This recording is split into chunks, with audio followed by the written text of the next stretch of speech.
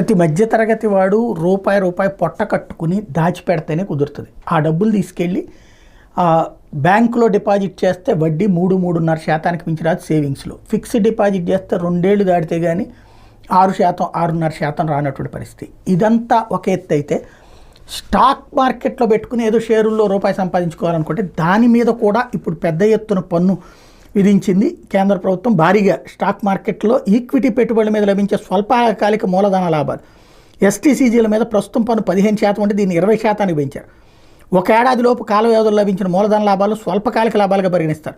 ఒక ఏడాది తర్వాత లభించిన మూలధన లాభాలు దీర్ఘకాలిక లాభాలు అవుతాయి. దీర్ఘకాలిక మూలధన లాభాల మీద పన్ను ఇప్పటిదాకా 10% ఉంటే దాన్ని 12% పెంచారు.